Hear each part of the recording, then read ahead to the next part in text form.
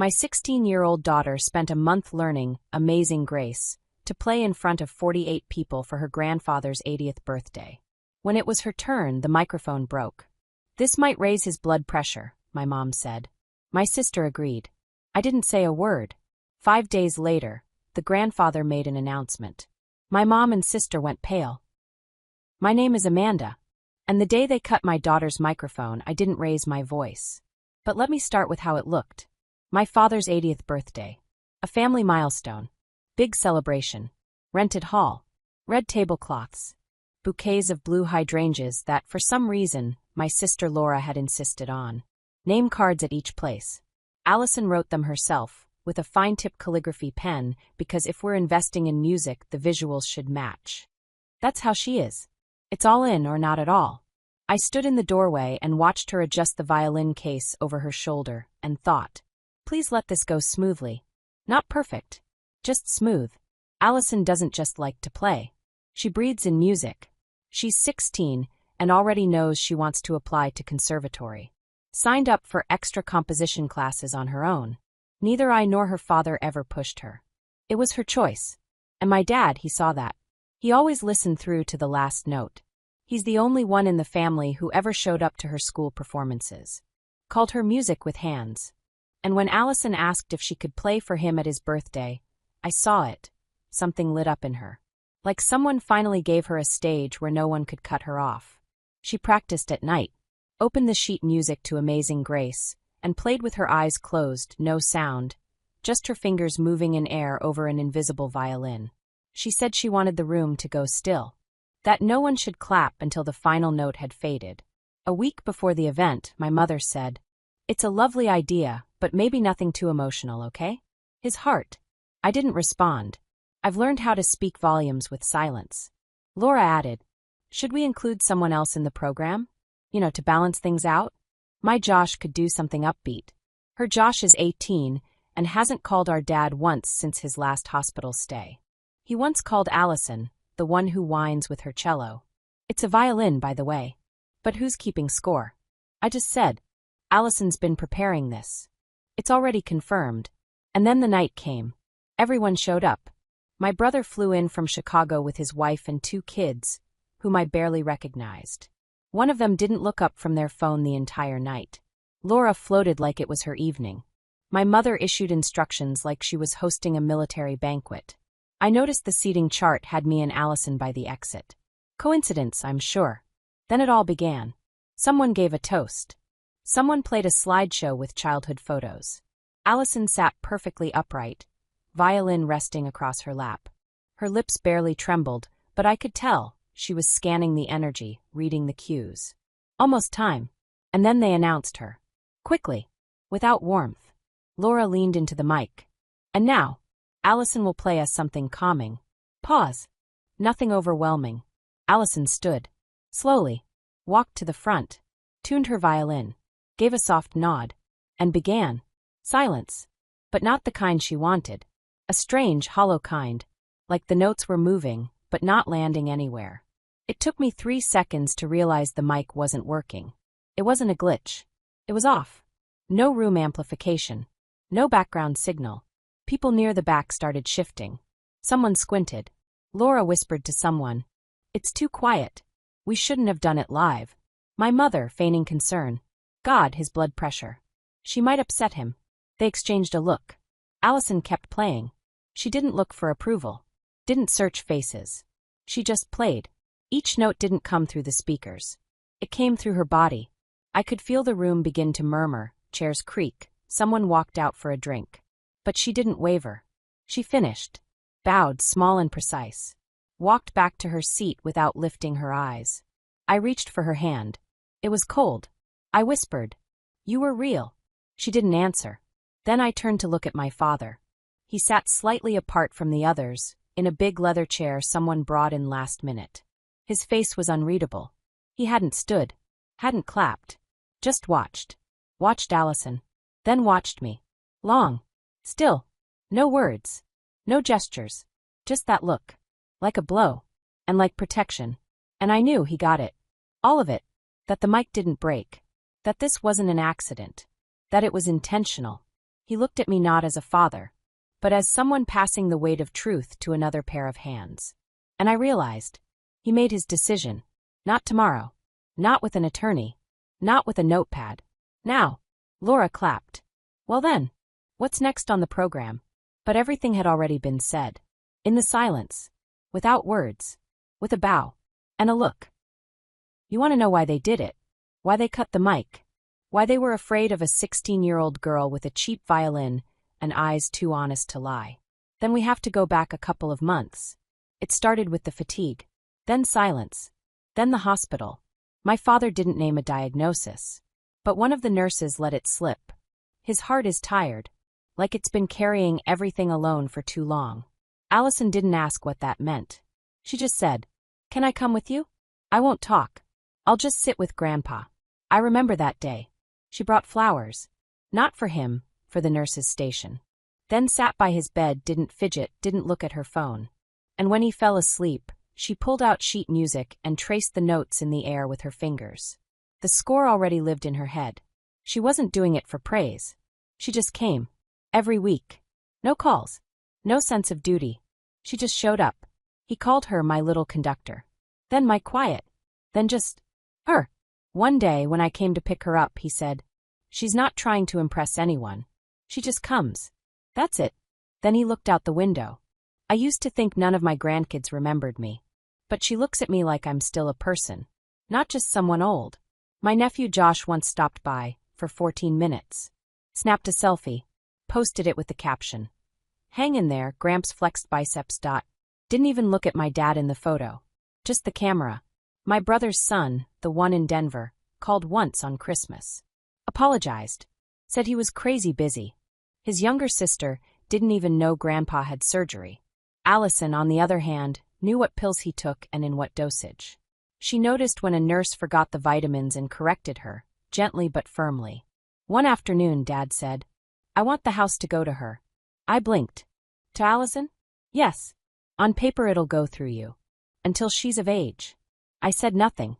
It's an old 2-story house in a quiet part of town. My grandmother lived nearby once. That house held everything, photos, tools, letters. It was his world. And he wanted to hand it to the only person who still walked through the front door without knocking. "Are you okay with that?" he asked. I tried to say yes. But my throat clenched shut. He nodded like he understood. "You know how they'll take this," he said. "But I already spoke to the attorney. He came by yesterday. We'll do it right." A few days later, I overheard a conversation. I wasn't trying to eavesdrop. I was just walking past the living room. The door was ajar. My mom had her phone on speaker. She was talking to Laura. I didn't breathe. "He's lost it, Laura. He thinks that girl is his entire family." "What girl?" "Allison. She's always over there." Laura sounded disgusted. "Worse. He said he wants to leave her the house." "What?" "Yes. And you know what that means. We get nothing. You and I erased." "He can't do that." "He can. If he puts it in a trust. We have to do something." "I know. He's been shutting me out. I don't even know what's in his accounts anymore." "Maybe we pressure him?" "Not directly. But if she slips up, messes up, he's observant. If he sees who she really is." I didn't hear the rest. Not because I left. Because the blood was pounding in my ears so loudly I couldn't hear anything else. After that, I became careful. Not paranoid. Just deliberate. When Allison played in the living room, my mother turned on the TV. Loud. When Allison offered help in the kitchen, she got, "You're just slowing things down." When she talked about conservatory auditions, Laura would ask, "Do your grades even qualify? Or is it all just music?" They didn't yell. They set traps. Small. Subtle. But Allison felt every one. One day she asked, "Mom, do you think they don't like me being around?" I lied. I said, "They're just not good with feelings." But I knew. It was all heading somewhere. Toward a night where she'd stand holding her violin, and someone politely would say, "Oh no, something's wrong with the sound." I didn't know how to stop it. So I started preparing. I saved texts. I recorded that phone call, not for court. Just for myself. I marked when my mother accidentally forgot to tell Allison about family dinners. It wasn't forgetfulness. It was a strategy. But Allison kept going to see him. Played. cleaned his dusty spice rack, rewrote his meds in big Sharpa letters, brought him a tiny vase of dried lavender. He said, "You're like music, even when you're silent." And that's what they couldn't forgive. That he chose her. No shouting. No demands. No birth order politics. He just chose. I didn't stop him. I didn't interfere. I just waited. Not for revenge. For the moment to defend. For days passed. Allison acted like nothing had happened. She got up at 7, baked something with rosemary, cleaned up after the cat, played her music, the same music no one had heard. She didn't talk about the party. Didn't ask if anyone noticed the mic was off. Didn't ask why Grandpa never called. She just stayed quiet. But it was the kind of quiet that felt breakable, like glass under snow. I didn't call my father either. Not because I was angry. Because I didn't know what I would say. He saw everything. And if he truly saw it, then he understood. And if he understood and still stayed silent, I wasn't sure I could keep from asking questions he wasn't obligated to answer. On the 5th day he called me. "Hi," he said, like we'd just spoken yesterday. "Hi, Dad," I said. "How's Allison?" Simple. No lead-in. No hesitation. "She's holding it together," I said. "Pretending everything's fine. And really," I sighed, "she started wearing headphones around the house. So she doesn't have to hear the rest of us." He paused. "I saw everything," he said. "I know," I said. He didn't yell. Didn't complain. Didn't analyze. He just said, "I never thought I'd get to 80 and sit in a chair watching grown adults silence a girl, literally and metaphorically, and not stand up." I didn't speak. He continued. "I didn't stand because I wanted to see what she'd do." "And she finished," I said. "Yes," he said. "She finished." 3 days later I got a call from Scott Gardner's office. The attorney. The one who'd helped my dad with business contracts 15 years ago. "Mrs. Hayes?" "Yes. Your father asked that we send you a copy. Everything's finalized. The trust is active." I went in that Friday afternoon. The receptionist handed me a folder. Heavy, thick stock paper. "This isn't a will," Scott said. "It's a living trust." He wanted to avoid probate. "It's fully executed. Witnesses, notary, video documentation." He was very clear-headed. I opened the folder. Page 1, my name. Page 2, Allison's. Beneficiary. The house. The one with the oak trees out front, and the attic that smells like lavender. The one with old tools in the garage and his jazz records in the closet. The house would go to Allison, through me, until she turned 18. After that, it would be hers outright. There was also a savings account.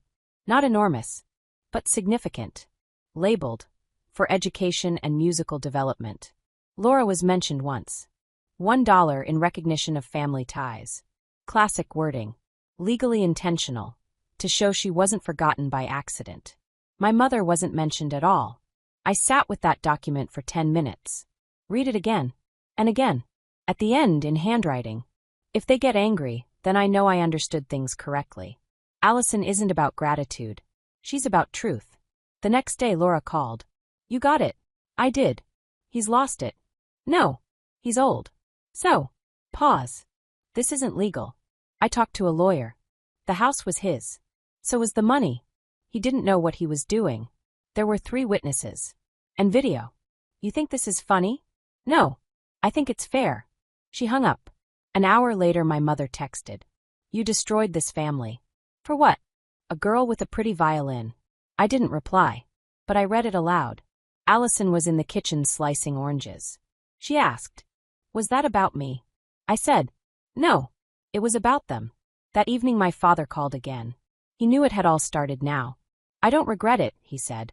"Just one favor." "What?" "Don't tell her. Let her live without expecting rewards. Let her just play. Like before." "No, Mike." I nodded. He couldn't hear it, but he felt it. "Thank you for not interfering," he said. "Even when you could have." Right before hanging up, he added, "You know, I always thought you and Laura were different. But I never understood how much." "You do now?" I asked. "I don't understand it," he said. "I feel it." And then, out of all my children, only one raised someone who knows how to listen. Not respond. Not perform. Just listen. I looked out the window. In the reflection, I could see my daughter, standing at the counter. Straight posture. Careful hands. half an orange in her palm. She didn't know. And while he was alive, she never did. Financial control is one thing. But silence holds truth. They thought quiet meant agreement. But now silence had become a mirror. And what it reflected wasn't Allison. It was them. He died at dawn. No final words. No "I love you." No dramatic gaze toward the ceiling. Just a breath. And then another that never came. The sun was barely through the curtains. Allison was there. She was holding his hand. She'd brought her violin but didn't play it. Not at first. I stood near the wall because anything closer would have broken the silence. Because it felt like if anyone breathed wrong, it would all fall apart like some poorly acted scene. He left in silence. But once the nurse confirmed it, Allison quietly opened her case. Didn't ask. Didn't look for approval. She just sat down right there beside his bed and played Amazing Grace. Not for guests. Not for applause. Not even for him. For herself. Because sometimes music isn't played to be heard. It's played to stop something inside you from breaking apart completely. The funeral was 3 days later. It was formal. Overstructured. Filled with speeches no one had written themselves. Laura read from a printout. My mother dabbed her eyes with a monogrammed handkerchief. Yes, with her name stitched on it. Allison didn't cry. She stood with her hands behind her back, eyes on the urn. I could see her holding it in. When most people had started to leave, I leaned in and asked, "Do you want to say something?" "It's too late," she said. Everything I wanted to say he already heard. 5 days later, Scott, the lawyer, called. "It's official," he said. "The trust has been activated. Everything's as he requested. No contest. Not yet. But I imagine it's only a matter of time." He handed me the final documents. The house transferred. The account opened. Allison beneficiary. I, trustee until she turns 18. Inside the folder was a physical envelope. Real paper. Sealed. It was labeled, "Only if she asks." I put it in a drawer. She never asked. A week later, my mother showed up. Uninvited. As if the house still remembered her password, like an old Wi-Fi connection. "Are you happy?" she asked. "With what?" "With taking everything. The house. The money. Our chance to be part of his legacy." I didn't answer. She walked through the kitchen like she was conducting an inspection. He wasn't thinking clearly. You know that. He was aging, confused. He thought he was doing the right thing, but he was manipulated. "You really believe that?" She stared at me, long enough that I could feel the moment she pivoted. "Do you?" she asked. 2 days later, I got an email from Laura. No subject line.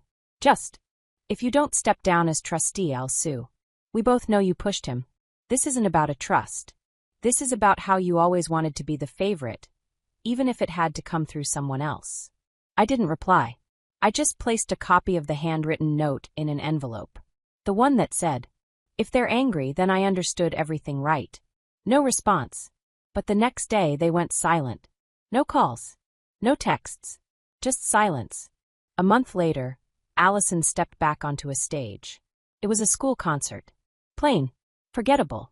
Theme. Traditions and roots. I asked her, "You playing the same piece?" She nodded. "This time," she said, "they'll hear it." The auditorium was nearly full. Parents, grandparents, kids with grocery store bouquets. I sat in the third row. To my left, a man in a dark suit I didn't recognize. Tablet in one hand. Notepad in the other. When Allison walked out, the room stilled. She didn't speak. She raised her violin. This time the mic worked. This time, the light was steady. This time the sound carried. She played Amazing Grace like no one else was in the room.